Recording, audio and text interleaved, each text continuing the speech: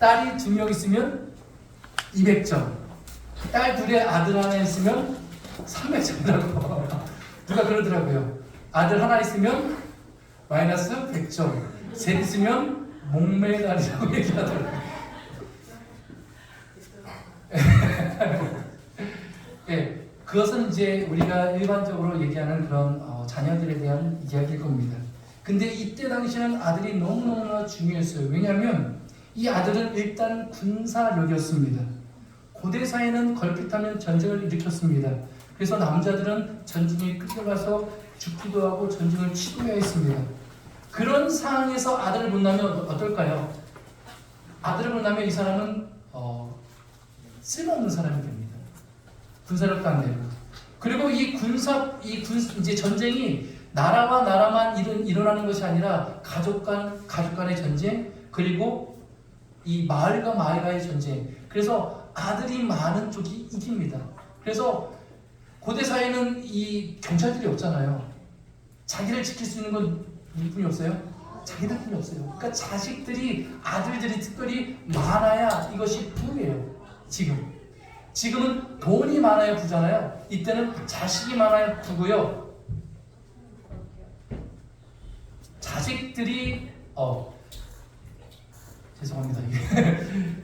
그래서 이 아들들이 많아야 힘이고, 아들들은 생산력을 말합니다. 그래서 아들들이 있어야 생산력을 가지고 이렇게 얘기를 하죠. 그래서 우리 집을 지키려면 뭐가 필요했어요? 아들들이 필요했어요. 그래서 아들은 한 집안의 생산력이기도 하고 농사의 사냥 같은 일에 여자에 비해 상대적으로 이 근력이 강한 아들들이 유리했죠. 그래서 그 당시에는 아들들을 많이 낳은 여자가 대접을 받는 사회였습니다. 참 우리는 시대를 잘못하고 난 것 같습니다. 그렇죠? 아들 셋. 이거 자랑할 만한데. 근데 이때 당시 이런 아들들이 힘이 되고 생산력이 되기 때문에 투과됐어요. 그래서 여성 커뮤니티가 그때는 있었을까요? 없었을까요? 있었어요. 어디를 중심으로? 우물을 중심으로 우물을 뜨면서 이런저런 얘기합니다. 그래서 우물에 모이면 뭐가 일어날까요? 아들 자랑이 일어납니다. 그래서 아들이 많이 있는 사람 뭐예요? 권력입니다. 얼마나 든든할까요? 자랑합니다. 그래서 대부분의 여성들이 이런 아들을 데리고 와서 자식 자랑을 하는 겁니다. 그리고 그 어린 아이들은 아버지가 데려나갈까요? 아니죠. 엄마 콩딱지가 됩니다. 그래서 엄마하고 접기해서 아이들이 잘 나오면 그 엄마는 거기 신이 되는 거예요. 우물가에서. 이때 우물가는 오전이나 저녁에만 모였죠. 오후에는 모이지 못했습니다. 그놈 집안은 되게 뜨겁기 때문에. 그래서 반대로 결혼한 지 꽤 지난 여성이 아들이 없다. 그러면 그 커뮤니티에서 약한 자로 속합니다. 분류됩니다. 그래서 비참한 어떤 그런 일들을 겪게 되죠. 우리 입장에서 보면 어때요? 와, 당시 되게 끔찍한 사회였다. 그런 커뮤니티에서 아들이 없는 것 가지고 이렇게 심하게 문화적인 압박이 가했을까? 지금은 어떻을까요? 여자분들이 뭐의 압박을 시달릴까요? 예를 들면 이런 겁니다. 미국이나 우리나라 같은 사람들이 이제 좀 그런데요. 많은 여성들이 섭식장애를 일으킨대요. 그게 뭐죠? 먹질 못해요. 왜 그럴까요? 저희 아내도 평생 다이어트 합니다. 뺄 살이 어딨다고 계속 안 먹고 뭘 하고 있는데 저는 명정일통이 나가서 아무렇지도 않습니다. 근데 건강을 위해서 살을 빼는 거는 괜찮은데 지금 왜 이런 것들 섭식장애까지 일으키면서 여성분들이 이 다이어트에 목을 맬까요? 여자분들 만나면 항상 그래요. 저는 뚱뚱해요. 살을 빼야 할 것 같아요. 정말 이렇게 빼빼 말하는데 아이들까지 그래요. 왜 그러냐면 예전에는 TV에서나 이렇게 예쁜 사람들이 등장하잖아요. 근데 지금은 하루 종일 나옵니다. 어디서요? SNS, 유튜브. 그래서 거기서 예쁜 사람들이 다 나오기 때문에 예뻐지고 싶은 거죠. 그리고 남자들이 어떤 사람을 선호해요? 예쁜 여자들을 선호한다고 해서 더 예뻐지려고 하는 것들을 보게 됩니다. 그래서 예쁘다는 기준이 점점 높아지고 있어요. 지금 예쁜 기준이 누군지 아세요? 저도 들은 얘기인데 저는 모르는 사람이에요. 그래서 검색까지 해봤어요. 카리나라고 하던데. 네. 미의 기준이 거기 있는 거예요. 그 카리나보다 안 예쁜 거 안 예쁜 거예요. 얼마나 스트레스일까. 근데 남자들은 이제 어떨까요? 스트레스 없는 것 같죠? 청년들이 왜 결혼 못하는지 아세요? 젊은 우리 자매들은 교회에 남자가 없대요. 그리고 남자들이 눈이 높대요. 어떤 눈이 높아요? 예쁜 사람만 좋아한대요. 그 예쁜 기준이 누구였어요? 아까? 카리나였어요. 그래서 교회 안에 청년들이 결혼 못한대요. 남자들은 어떨까요? 남자들은 그래서 저도 항상 야, 눈 좀 낮춰라. 남자들, 형제들 눈 좀 낮춰라. 근데 형제들도 고민이 있습니다. 뭐예요? 여자들이요. 남자들을 뭘로 봐요? 이 사회적 문화적 압박이 뭐냐면 능력이 있어야 돼요. 키도 커야 되고요. 저기 아까 키 크다고 그랬는데 키가 되게 좋더라고요. 키가 큰 게 남자들의 어떤 능력이잖아요. 여자들이 예쁜 것처럼. 그리고 사회적인 직업, 직장 그런 능력들이 있어야 된다. 여자들도 눈이 높다고 그래요. 그러니까 서로 눈이 높아가지고 못 만나는 거예요. 뭐 때문에요? 문화 때문에. 옛날에는 그냥 그런 것들이 없었는데 이런 문화적인 가치가 문화적인 그런 것들이 우리 안에서 우리 스스로를 고통스럽게 만들죠. 그래서 자신감 없게 나는 루저야. 나는 아들이 없어. 나는 예쁘지 않은 것 같아. 나는 사회적으로 인정받지 못한 그런 모습이야. 나는 키가 180이 안 돼. 저도 180은 안 됩니다. 이런 그런 고통 때문에 우리가 그렇게 살아요. 한나가 그런 문화적인 압박 때문에 지금 고통받고 있다는 것입니다. 그래서 이 세상 가치와 문화가 우리를 스스로에게 비참하게 만드는 그런 가치를 우리에게 안겨주고 있습니다. 하나가 처해 있던 고통이 그런 고통이었어요. 얼마나 이 사회가, 이 문화가 우리에게 그런 것들을 얘기해 주는지 모르겠습니다. 두 번째로 이 잘못된 정체성을 가진 사람들이 우리를 가로막고 있습니다. 오늘 하나의 이야기를 더 한번 보겠습니다. 6절 보시면 여호와께서 그에게 임신하지 못하게 하심으로 그의 적수인 누가요? 분인나가 그를 심히 격분하게 하여 괴롭게 하니라. 어떻게 보면 아들이 없는 것보다 이 아들이 없는 것 때문에 겪는 이 분인나의 어떤 그 괴롭힘, 이것이 한나를 괴롭게 했습니다. 근데 8절 보면 남편이 뭐라고 얘기하냐면 그의 남편 엘가나가 그에게 이르되 한나여 어찌하여 울며 어찌하여 먹지 아니하며 어찌하여 그대의 마음이 슬프냐. 내가 그대에게 10 아들보다 낫지 아니하니라. 엘가나가 얼마나 사랑해줬는지 몰라요. 그리고 그 분인나보다 갑절의 재산도 주고요. 더 많은 것을 쏟아 부었어요. 여러분 엘가나 어떤 것 같아요? 스윗한 것 같습니까? 이렇게 또 질문하면 이거 스윗한 것 같은데 왜 이렇게 질문하지? 우리가 바라볼 때 굉장히 스윗한 남자죠. 다 사랑해주고 해주고. 분인나는 빌런이었죠. 나쁜 사람이었습니다. 그럼 엘가나는 착한 역할이었을까요? 스윗한 남자예요. 와, 재산까지 다 둬요. 근데 아내가 몇 명이었어요?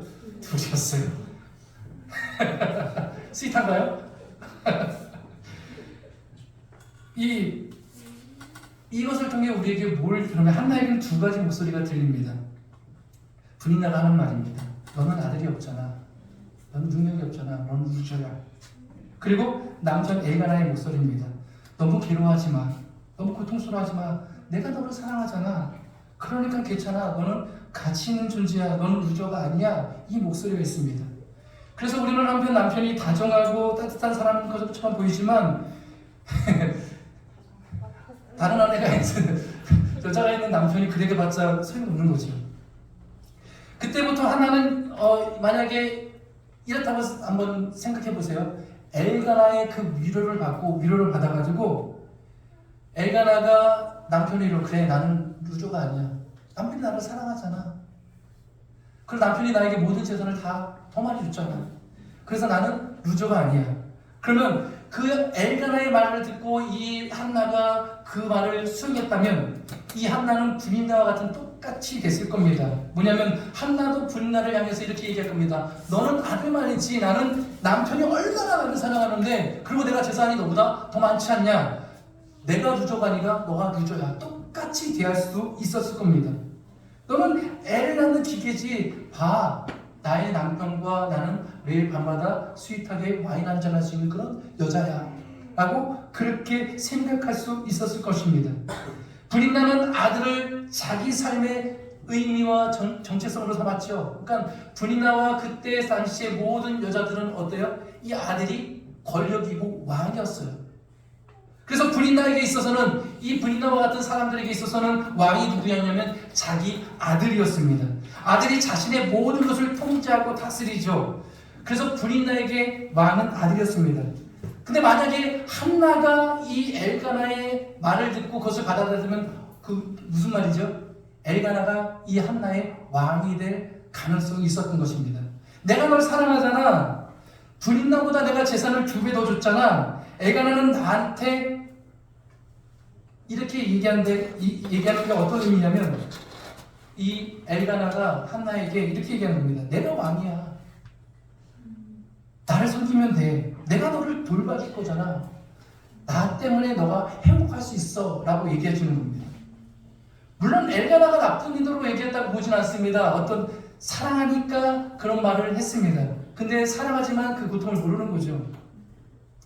이 시점에서 한나가 엘가나를 묻고, 맞아, 우리 남편은 나를 더 사랑해, 그렇게 정체성을 삼았다면 이 한나는 또 한 번 무너지는 경험을 했을 것입니다.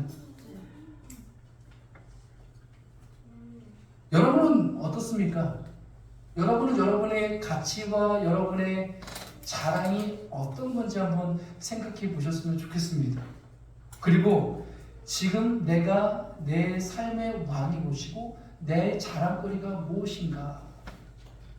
그러면서 우리 교회에 대해서 한번 해봤어요. 저뿐만 아니라 저 개인도 내가 자랑하는 건 뭔가? 내가 아들을 자랑하나? 또 내가 우리 아내를 자랑하나? 가끔 저희 아내를 자랑해서 제가 팔불치는 소리를 듣기도 합니다. 뭐가 나의 정체성일까? 그리고 우리 교회는 뭐가 정체성일까? 마지막으로 우리가 이 결론에 도달했으면 좋겠습니다. 세 번째, 하나님 앞에 일어나야 한다는 것입니다. 9절 한번 같이 볼까요? 9절입니다. 한번 같이 읽겠습니다. 시작. 그들이 실로에서 먹고 마신 후에 한나가 일어나니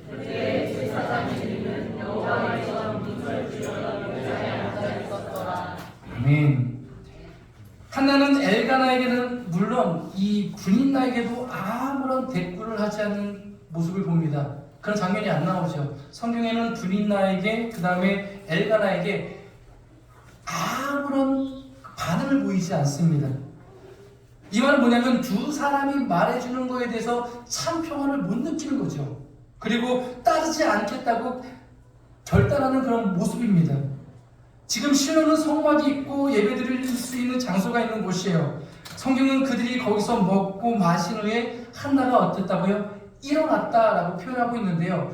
이 일어났다 표현이 그냥 우리 밥 먹다가 지금 예배하다가 이렇게 일어나는 그런 의미가 아니라 맨 앞에 서서 강조하는 그런 모습입니다. 우리나라 말은 중간에 일어났다라고 했는데 일어났다, 이게 맨 앞에 쓰이면서 강조하면서 이것은 훨씬 더 영적으로 어떤 결단하면서 일어났다라는 그런 의미가 있는 겁니다. 이 한나가 굳은결심을 가지고 생각이 바뀌었다는 것을 우리에게 말씀해주고 있는데요. 불인나의 어떤 비난과 조롱에 반응하지 않기로 합니다. 그리고 이 분인나가 가지고 있는 그 정체성을 자신의 정체성으로 삼지 않는다는 어떤 선언이죠. 그리고 남편 엘가나가 따뜻한 말로 위로하지만 그 말에도 반응하지 않는 겁니다. 이것은 남편을 무시한다는 것이 아니라 거기에 나의 정체성을 주지 않겠다라고 선언하고 있는 거예요. 남편과 자신의 위로를 삼지 않겠다. 그리고 한나는 있던 자리에서 어떻게 해요? 일어나서 기도의 자리로 가는 겁니다. 모두가 그 고통 속에서 포기해버릴 것 같은 순간, 도대체 나는 누구인가? 나는 이 세상에서 어떻게 살아가는 건가? 나는 정말 루저인가? 아니면 나는 이 사람을 의지할 수밖에 없을까? 라는 그런 절망과 고통 가운데 이 한나는 결단하고 누구한테 가요? 하나님 앞으로 나아가는 겁니다. 바라기는 우리 젊은 세대, 우리 자녀들부터 시작해서 우리 모든 어른들이 이런 세상의 문화와 같이 사람들의 말에 나의 어떤 위로와 정체성을 받지 마시고 그 고통 가운데 일어나서 하나님께로 갈 수 있기를 주의 이름으로 축복합니다. 아멘. 일어날 수 있기를 바라요. 아멘. 주저앉지 말고 하나님 앞에 가서 뭐 있는지 한번 볼까요? 10절 11절입니다. 제가 이렇게 읽을게요. 한나가 마음이 괴로워서 여호와께 기도하고 통곡하며 서원하여 이르되 만군의 여호와여 만일 주의 여종의 고통을 돌보시고 나를 기억하사 주의 여종을 잊지 아니하시고 주의 여종에게 아들을 주시면 내가 그의 평생에 그를 여호와께 드리고 삭도를 그의 머리에 대지 아니하겠나이다. 아멘.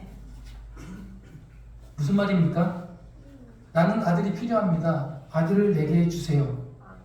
그 다음에 한나가 하는 얘기는 이렇습니다. 나는 그 아들을 누구게요? 하나님께 드리겠습니다. 이건 또 무슨 말일까? 기껏 줬는데 왜 하나님께 드리긴다고 했을까? 여기서 우리는 한나의 마음의 변화를 알 수 있습니다. 매년 실로에 하나님의 장막에 올라가서 하나님께 간절히 통곡하며 울며 기도했을 거예요. 이게 한두 해가 아니죠. 계속 기도하면서 하나님 아들을 주세요, 아들을 주세요. 분이 나는 아들이 저렇게 많은데 저한테는 왜 이 아들을 주시지 않습니까? 내게 아들이 있다면 남편의 사랑도 듬뿍 받고 재산도 2배로 받고 아들까지 있다면 내 삶은 정말 완벽해질 텐데 도대체 왜 아들을 주시지 않겠습니까? 않습니까? 라고 아마 울면서 기도했을 것입니다. 그러다가 이 한나는 점점 깨닫기 시작한 겁니다. 내가 아들을 원하는 건 누구 때문에? 오직 자기 자신을 위해서라는 거지. 내가 간절히 원했던 것은 나의 욕망과 나의 원하는 것, 나의 어떤 것을 채우기 위해서였던 것. 아들이 아들이 없어서 슬퍼하고 괴로웠던 것은 결국 내 욕망이 내가 원하는 것이 채워지지 않아서였다는 것을 깨닫게 되는 겁니다. 이 생각이 여러분 얼마나 위험한지 아십니까? 내 욕망, 내가 원하는 것, 또 내가 자랑하고 싶은 것, 이것을 채우기에 아들을 한번 가졌다고 생각해 보세요. 그럼 어떻게 되죠? 이 아들은 내가 바라고 원하는 만큼 자랑스러운 아들이 되지 않으면 안 됩니다. 이 아들이 내 욕망과 내 원한과 자랑 때문에 아들을 낳았다면, 이것을 하나님 앞에 받았다면 이 아들이 부끄럽지 않은 아들이 되면 안 돼요. 그렇기 때문에 어떻게 해요? 이 아들을 괴롭겠죠. 근데 여러분, 자녀를 그래도 어른들은 다 낳고 싶지 않습니까? 자녀를 낳으면 꼭 건강한 채로 태어납니까?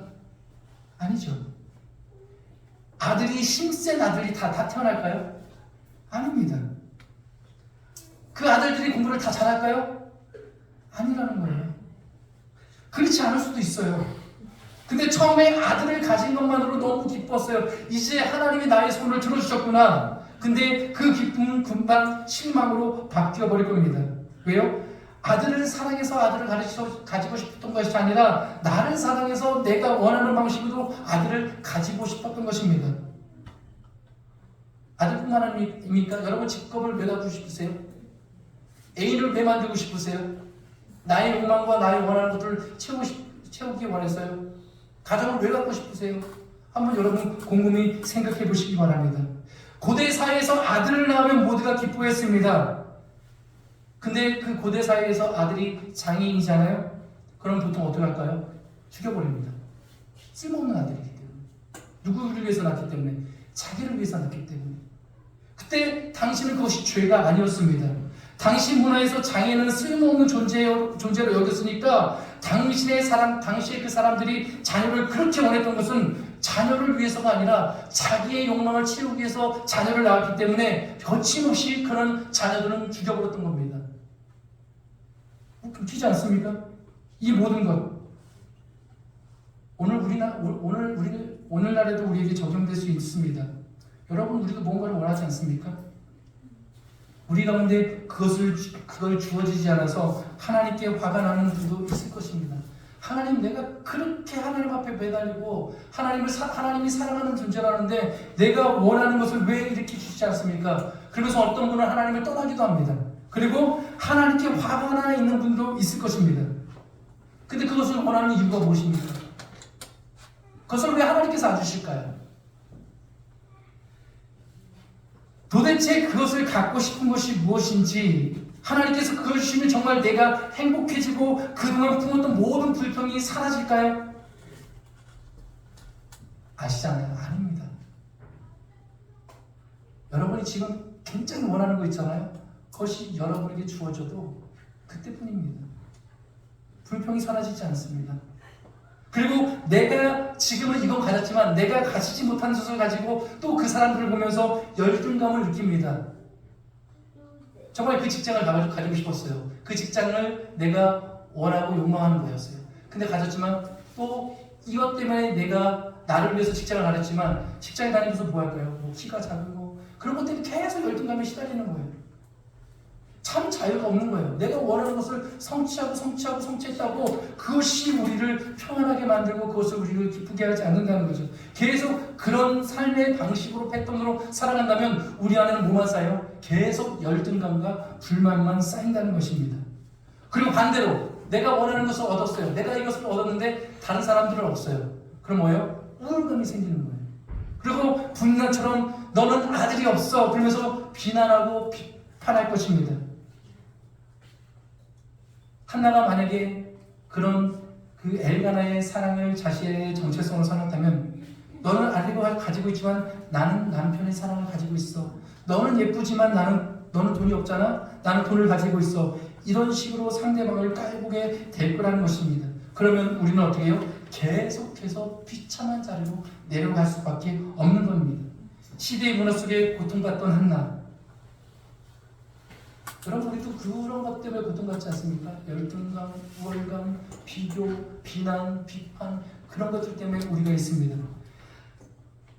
근데 한나는 이렇게 마침내 선택을 하죠. 하나님 제게 아들을 주십시오. 여전히 한나는 아들을 원합니다. 그런데 하나님께서 아들을 주시면 그 아들을 하나님께 드리겠습니다. 이게 무슨 말이냐면 10년을 보내겠습니다. 저를 목회자로 삼겠습니다. 그 말이 아니에요. 나를 위해서 아들을 원하는 것이 아니라 이제 하나님을 위해서 아들을 주셨으면 좋겠습니다. 이런 의미예요. 그러면 어떻게 될까요? 계속해서 내 삶을 위해서 아들을 이용하려고 하지 않는다는 겁니다. 하나님을 위해서 아들을 원하잖아요. 그럼 어떻게 됩니까? 하나님께서는 필요하실 때 아들을 주실 겁니다. 하나님이 필요하실 때.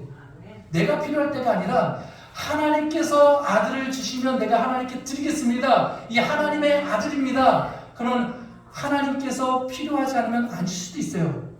그러면 하나님 필요 없나 보다라고 마음이 편안합니다. 그리고 하나님이 아들을 주시면 뭐예요? 이것은 하나님께서 필요해서 주시는 아들일 겁니다. 하나님이 필요하다고 느껴지시지 않을 때는 안 주실 것을 압니다. 그렇죠? 하나님께서 맡겼기 때문에. 근데 하나님이 필요한데 아들을 안 주시면 어떨까요? 내가 선인가요? 하나님께서 내라는 생각을 하게 되겠죠. 그래서 한나는 이렇게 말하는 겁니다. 이제 내 자신을 주께 맡깁니다. 아멘. 내 삶의 왕은 아들이 아닙니다. 내 삶의 왕은 이제 하나님입니다. 하나님이 내 삶의 주이십니다. 그래서 아들을 나신으로 드린 것은 뭐냐면 내가 아들을 통해서 얻는 모든 그 자랑과 유익을 포기한다는 거예요. 나신을 드리면 어디 있어요 아들이? 성전에 있잖아요. 그러면 그 여자들 커뮤니티에서 아들이 올 수 있어요 없어요? 없어요. 그리고 아들을 자랑할 수 없습니다. 그런 기쁨과 것들을 못 누립니다. 그래서 세상의 아들로 인해서 누릴 수 있는 모든 혜택을 다 포기하고 한나가 아들을 원하는 이유가 이제 바뀌었다는 겁니다. 하나님께서 아들을 주셨을 때 드리겠다. 만약에 한나의 마음이 바뀌지 않았다면 아들을 못 드렸을 겁니다. 이 아들은 나의 정체성인데요. 자랑인데요.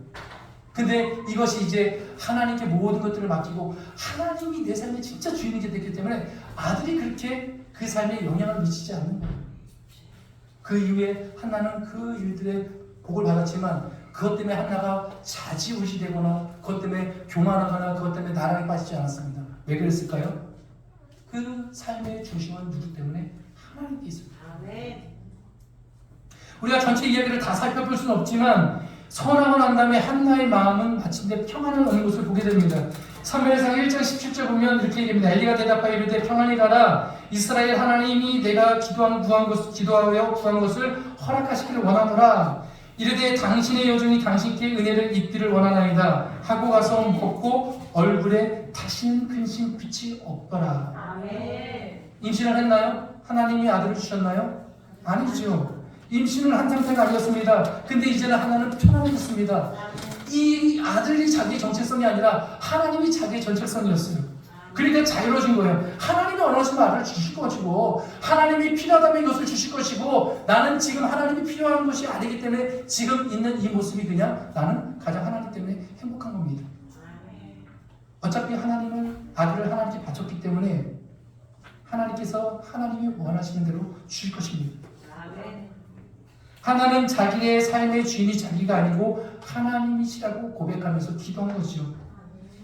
많은 사람들이 정말 내 삶의 주인은 내가 아니고 하나님이야 라고 했을 때 어떤 사람이 이렇게 들을 수도 있어요. 하나님이 너의 삶의 주인이야? 그러면 하나님이 너를 억압하는 거 아니야? 라고 오해하시는 분들도 계셔요. 근데 여러분 한나가 압제를 당하고 있나요? 아니죠. 참 평안을 얻지 않습니까?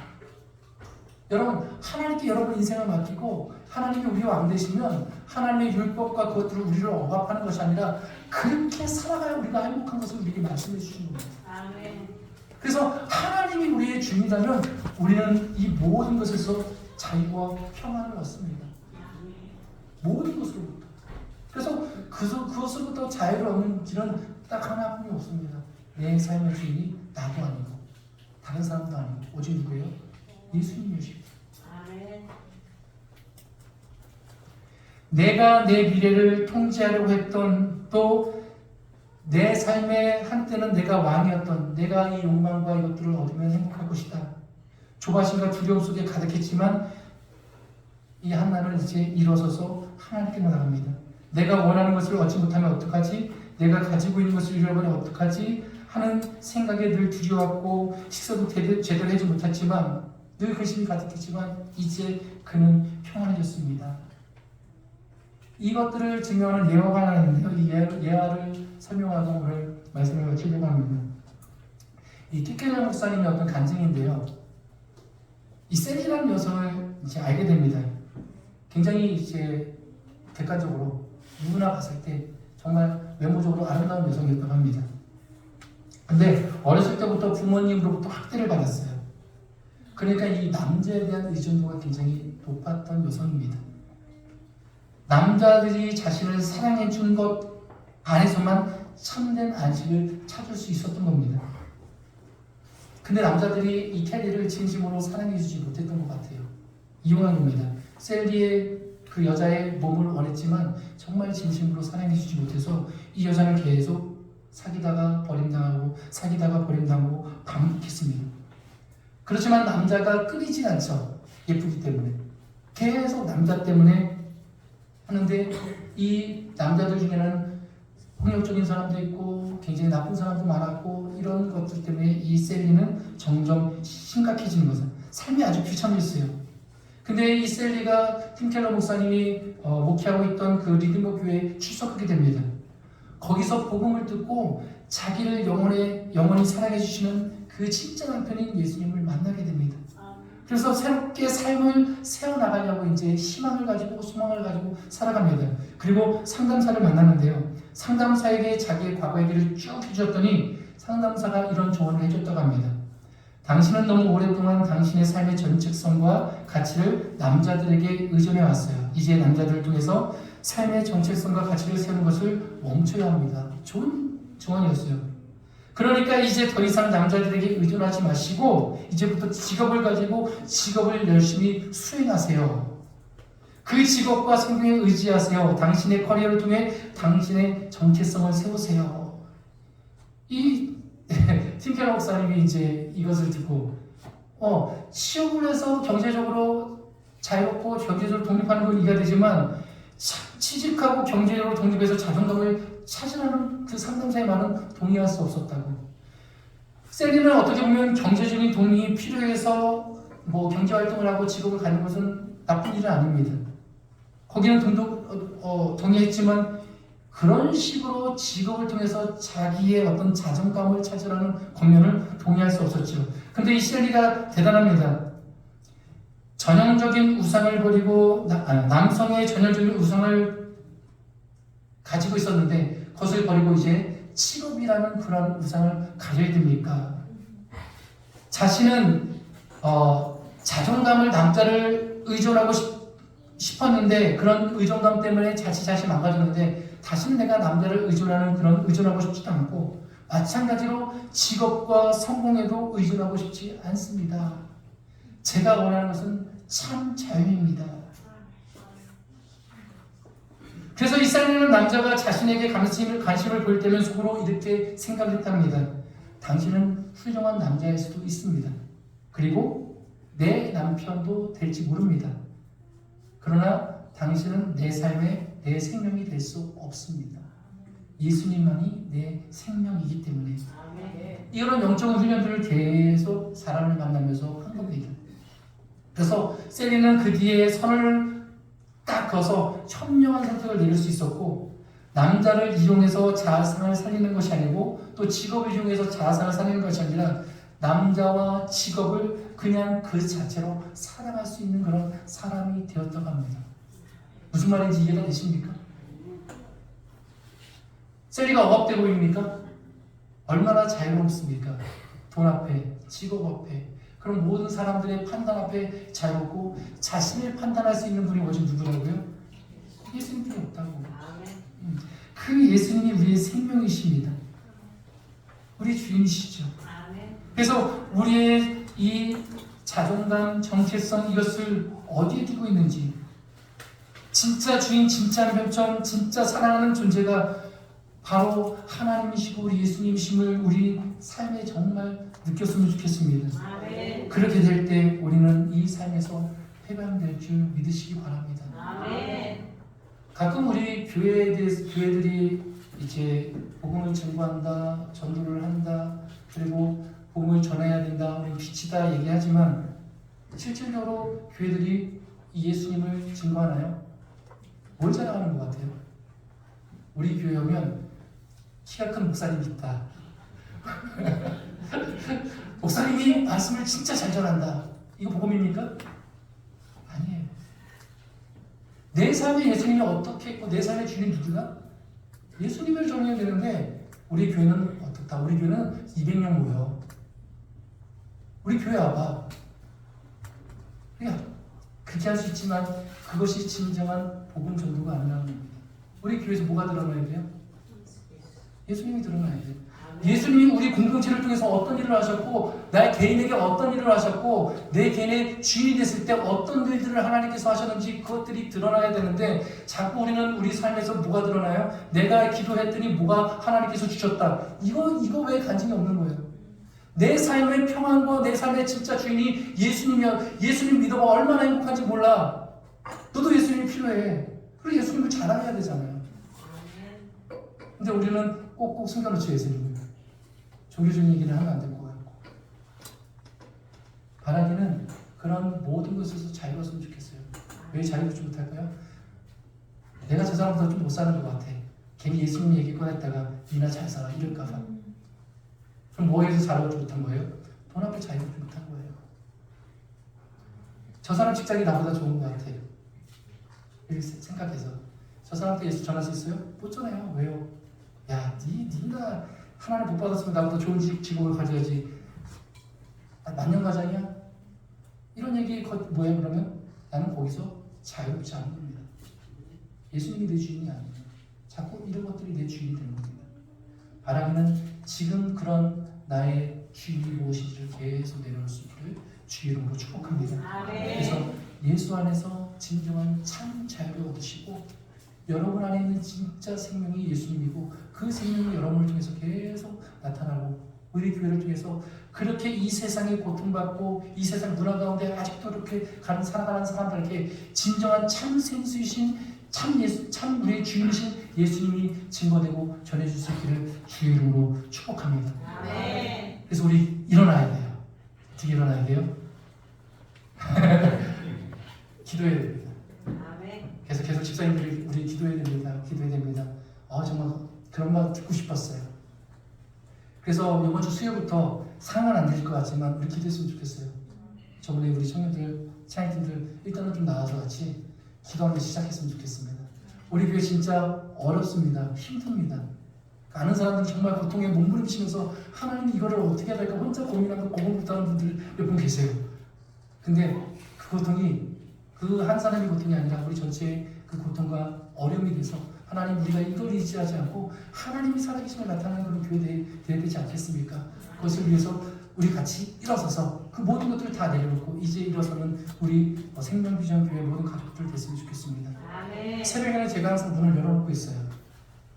새벽 월요일부터 금요일까지 제가 그 이제 일부러 여기를 지나가면서 불을 다 켜놓고 있어요. 우리 교회 살아있는 교회다. 새벽에 기도하는 교회다. 그래서 의지적으로 나와서 저는 기도합니다. 여러분한테 강요하고 싶진 않아요. 여러분이 기도하고 싶을 때 새벽 기도 나와서 부흥되는 거 아닙니다. 기도할 때 부흥됩니다. 믿으십니까? 그러니까 여러분이 새벽에 나와서 기도할 수 있는 분들은 나와서 기도하시고 또 오전에 회사 가기 전에 기도하시는 분은 기도하시고 또 저녁에 기도하시는 분은 기도하고 또 교회에 나와서 기도하시는 분들은 계속 그렇게 기도하셨으면 좋겠습니다. 기도하며 일어났으면 좋겠습니다. 그래서 제가 요구하는 거는 딱 한 가지예요. 이제 수요일날 어떤 자리예요? 기도하는 자리. 함께 예수님 우리의 주인을 삼고 정말 복음 가운데 참 자유를 얻는 그런 기도의 제로로 우리 함께 나올 수 있는 분은 다 나오셨으면 좋겠어요. 되든 안 되든 이런 게 있든 없든 기타 하나 가지고도 같이 찬양하며 말씀 듣고 함께 그 일들을 위해서 일어나는 우리 모든 생명비전교회 가족 되기를 주의 이름으로 축복합니다. 네, 우리 같이 찬양하고 싶은 게 있었는데요. 이게 안 돼가지고 우리 같이 찬송가도 되죠?